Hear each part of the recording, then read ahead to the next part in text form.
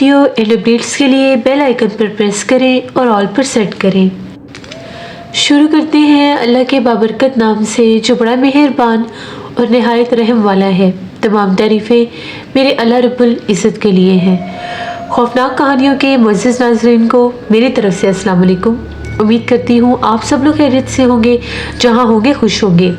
आज आप लोगों के लिए मैं बहुत डरावनी कहानियाँ लाई हूँ जिन्हें आप लोग बहुत पसंद करेंगे। आज की पहली खौफनाक कहानी हसन शेयर कर रहे हैं इस्लामाबाद से।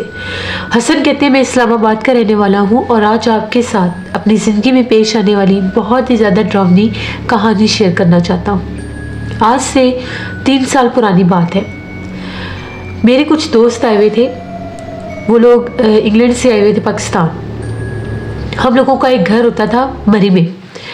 कभी कभार हम लोग वहाँ पर जाया करते थे। ज़्यादातर हम लोग गर्मियों के मौसम में वहाँ पर जाते थे, विंटर्स में नहीं। तो वो लोग विंटर्स में आए हुए थे। मैंने सोचा कि मैं वहाँ पर जाता हूँ और वहाँ पर जाकर उस घर को साफ़ करके तो वहाँ पर अपने दोस्तों के साथ कुछ दिन रहता हूँ। तकरीबन 1 साल से हम लोग वहाँ पर नहीं गए थे। मैंने घर वालों से परमिशन ली, मुझे परमिशन मिल गई। मैं उसी शाम मरी के लिए निकल पड़ा। मौसम बहुत ज़्यादा ठंडा था, अभी स्नोफॉल स्टार्ट नहीं हुआ था। मैं जब वहाँ पर पहुँचा तो काफ़ी ज़्यादा बादल बने हुए थे, बारिश शुरू होगी। घर मैंने जाकर खोला, बहुत बड़ा घर नहीं था, छोटा सा घर था। घर मैंने जाकर खोला तो मिट्टी से भरा हुआ घर था, क्योंकि वहाँ पर चक्कर नहीं लगा था काफ़ी अरसे से। फर्श के ऊपर इतनी मिट्टी और उनके ऊपर मैंने अजीबोगरीब पैरों के निशान देखे। पैरों के निशान ऐसे थे जिस तरह से किसी जगह पर 3 उंगलियां हैं और किसी जगह पर कोई जैसे एड़ी लगी हुई है। समझ भी नहीं आ रहा था कि पैरों के निशान किसके हैं। मैंने खैर इग्नोर किया। घर काफ़ी ज़्यादा गंदा था और बाहर बारिश भी हो रही थी, रात थी, तो मैं अभी इसकी सफाई नहीं कर सकता था। सुबह मेरे दोस्तों ने डायरेक्ट मरी ही आना था। मैंने कहा कि ठीक है, मैं यहाँ पर पहुँच गया। उनसे मेरी बात वगैरह हो गई। खाने का सामान मैं कुछ घर से ही ले गया था।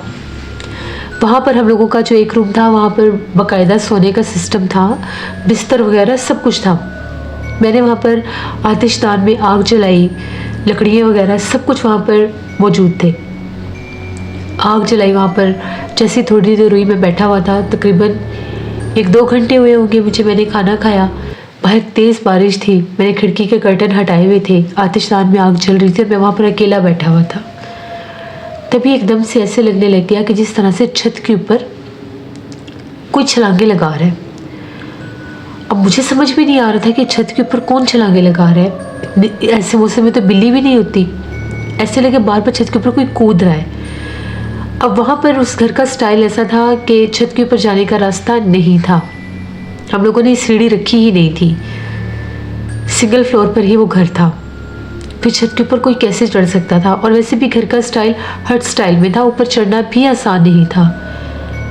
अजीबोगरीब मेरे जहन में ख्याल आए कि पता नहीं मेरा वहम है या शायद बाहर बारिश है, ओले पड़ रहे होंगे, लेकिन नहीं, सिर्फ बारिश हो रही थी। 5-6 मिनट ये काम चलता रहा। उसके बाद आवाज़ें आना बंद हो गई। फिर कुछ देर गुजरी, फिर कुछ देर के बाद ऐसे लगने लग गया। मैंने इस चीज़ को इग्नोर कर दिया। तभी एकदम से जब मैं आतिशदान के पास बैठा हुआ था, मोबाइल यूज़ कर रहा था, एकदम से बाकायदा जैसे मेरी तवज्जो कोई अपनी तरफ मरकूज़ करता है, जैसे कोई बाकायदा मुझे कोई साइन देता है, तो एकदम से मेरी नज़र खिड़की पर पड़ी। तो मैं क्या देखता हूँ, जैसे खिड़की में कोई खड़ा हुआ है। चेहरा क्लियर नज़र नहीं आ रहा था। एकदम से जब मुझे कोई खड़ा हुआ नज़र आया, जब मैं उठा चेयर से और मैंने देखना चाहा कि बाहर कौन है, तो ऐसा लगा जैसे कोई पीछे हट गया है। मैं बहुत ज़्यादा डर गया कि यहाँ पर तो कोई मौजूद है, मैं अकेला नहीं हूँ। मैंने दरवाजे तो लॉक कर रखे थे। डर लगने लग गया कि बाहर सेहन में कौन हो सकता है। मैंने अंदर से पूछा कि बाहर कौन है जो मुझे बार बार ऐसे नज़र आ रहा है खिड़की से, लेकिन कोई भी मुझे आवाज़ नहीं आई। मैंने खिड़की से बाहर देखने की कोशिश की, कहीं कुछ भी नहीं था। मैं खासा डर गया। मैं जल्दी से वो आतिशदान की जो लकड़ियाँ जल रही थी, आग को मैंने बुझाया और मैं अंदर कमरे में चला गया। वहाँ पर मैं बेड पर जाकर लेट गया कंबल लेकर। थोड़ी देर के बाद मुझे ऐसा महसूस होने लग गया जिस तरह से बाहर जो एंट्रेंस डोर है उसके दरवाजे को कोई खोलने की कोशिश कर रहा है। बाकायदा हैंडल को जैसे कोई मूव कर रहा है। मेरी दिल की धड़कन बहुत तेज़ हो गई। मैं बिल्कुल अकेला था उस घर में। मैं जल्दी से उठा और जैसे ही मैंने थोड़ा सा दरवाज़ा खोलकर अंदर से झाँक कर बाहर देख रहा था, तो इंट्रेस डोर का जो हैंडल था उसको बार बार कोई ऊपर नीचे जैसे बाहर से मूव कर रहा था। मैंने अंदर वाले दरवाजे की भी कुंडी लगा ली। मुझे बहुत डर लग रहा था।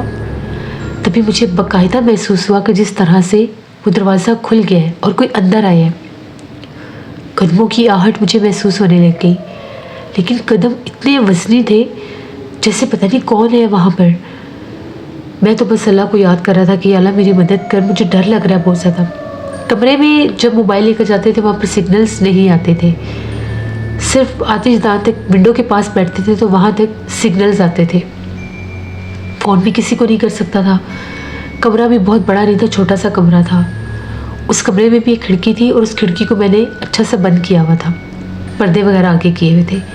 तभी एकदम से उस खिड़की की तरफ से दस्तक शुरू हो गई, जैसे उस खिड़की को बाकायदा कोई खटखटा रहा है। मेरी तो ऐसे लग रहा था जैसे पता नहीं मुझे कुछ हो जाएगा, हार्ट अटैक हो जाएगा या क्या हो जाएगा अकेले घर में, और ये माजरा मेरे साथ शुरू। बाहर बारिश हो रही थी। मैंने हिम्मत करके पूछा कि बाहर कौन है, मुझे कौन तंग कर रहा है। बाहर से मुझे कोई आवाज़ नहीं आई, बस एक अजीब सी आवाज़ सुनाई दी, जिस तरह से दूर कोई परिंदा बोलता है, ऐसे मुझे आवाज़ आई। अब ऐसे लग रहा था कि जैसे खिड़की की तरफ कोई मौजूद है, पत्तों के ऊपर जैसे किसी के पाँव आ रहे हैं, क्योंकि दरख्त थे पिछली तरफ और वहाँ पर जैसे पत्ते बिखरे हुए थे। मैंने कमरे की लाइट ऑफ कर दी। मैंने सोचा कि मैं ज़रा पर्दे से थोड़ा सा देखता हूँ बाहर है कौन। जो ही मैंने पर्दे में से झांक कर देखना चाहा, ऐसा लगा कि सामने कोई खड़ा हुआ है दरख्त के नीचे।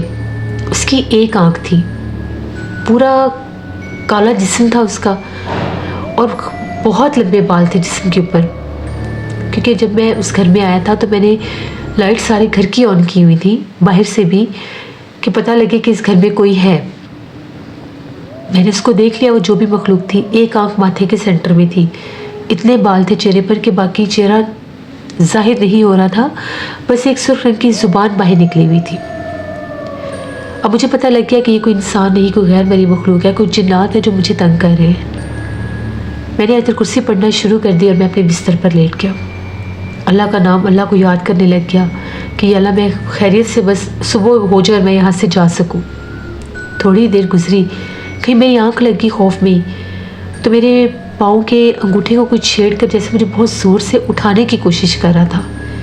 एकदम से मेरी आंख खुल गई तो मैं क्या देखता हूँ कि कमरे में एक छोटे से कद की औरत खड़ी थी। बहुत डरावनी औरत थी वो।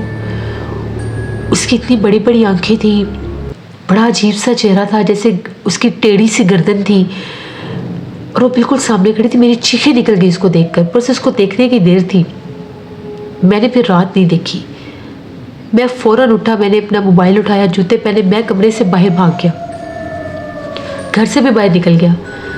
बाहर निकला तो जिस इलाके में हम लोगों का घर था वहाँ पर और भी लोगों के होटल भी हैं, घर भी हैं, तो वहाँ पर रश भी होता है बारिश के बावजूद।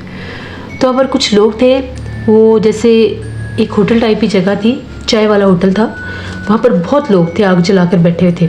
जब उन लोगों ने देखा कि ये आदमी भागता हुआ है, सारे मेरी तरफ भाग कर मुझे उन लोगों ने पकड़ लिया। मैं कांप रहा था। मुझे बिठाया, पूछा कि क्या हुआ, तुम्हें कहाँ से आई हो, तुम कौन हो।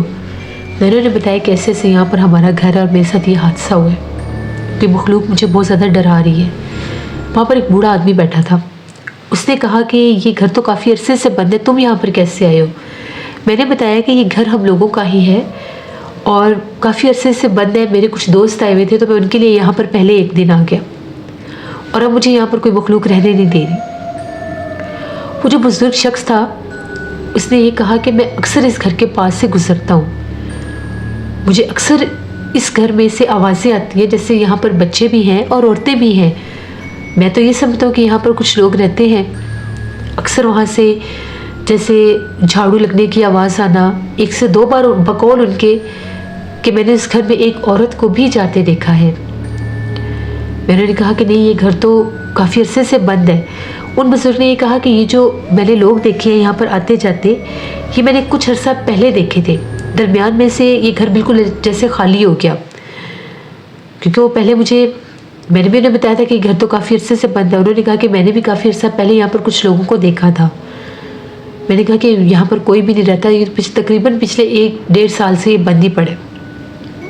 खैर उन लोगों ने मुझे बड़ी हिम्मत दी, मेरे साथ आए, बाहर से घर को लॉक किया क्योंकि घर को खुला नहीं छोड़ सकते थे, अंदर सामान भी था। घर को लॉक किया और मैं वो रात जो थी मैंने होटल में गुजारी। जब वहाँ पर आया सिग्नल आगे, घर कॉल की, घर वालों को बताया, उसके बाद अपने दोस्तों को बताया। उस वक्त रात का 1 बज रहा था, 1-1:30 बजे का टाइम था। उन लोगों को मैंने मना कर दिया कि ना सुबह मैं वापस आ रहा हूँ। घर वाले अलग परेशान। जब मैं वापस गया, बहुत मेरी तबीयत ख़राब थी, मैं बहुत खौफज़दा था। वहाँ पर जाकर बताया कि रात को ये माजरा हुआ है मेरे साथ, हमारे मरी वाले घर में तो जिन्नात का बसेरा हो गया है। वहाँ पर मुझे बाकायदा उन्होंने तंग किया, डराया है। अब्बू को पहले उनको समझ ही नहीं है कि शायद मेरा वहम हो, मैं अकेला था। फिर मैंने वहाँ के आदमी का रेफरेंस दिया तो अब्बू जो थे उसी दिन अब्बू चाचू को लेकर वहाँ पर पहुँचे। एक किसी आमिल को जानते थे, उसको भी साथ ले गए। वो आमिल वहाँ पर गए बाकायदा।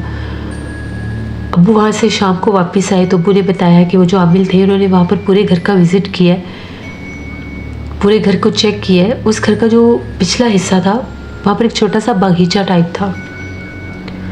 उनका ये कहना था कि वो जो दरख्त है वो आज सेब ज़्यादा, वहाँ पर जिन्नात का बसेरा, और वही जिन्नात इस घर में भी मुकीम हो चुके हैं क्योंकि ये घर तवील अरसे से बंद था, खाली था, कोई आता जाता नहीं था। वही जिन्नात है अब जो यहाँ पर किसी को रहने नहीं दे रहे। या तो इस घर को मुकम्मल तौर पर आबाद करें या मुकम्मल तौर पर वीरान कर दें। जो भी इमारत, जो भी घर, जो भी रिहाइश 2-2, 3-3 सालों के लिए लोग बंद कर देते हैं, फिर उसके बाद जब वहाँ पर जाते हैं तो उनकी गैर मौजूदगी से पहले वहाँ पर जिन्नात अपना बसेरा कर चुके होते हैं। उनका ये कहना था कि ये पूरी फैमिली यहाँ पर है और ये बहुत सख्त जिन्नात हैं। ये ऐसे जिन्नात हैं जो इंसानों को बिल्कुल भी पसंद नहीं करते और ये यहाँ पर रहते हैं।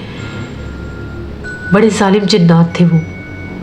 कुछ जिन्नात इफरीत थे, कुछ गौल जिन्नात थे।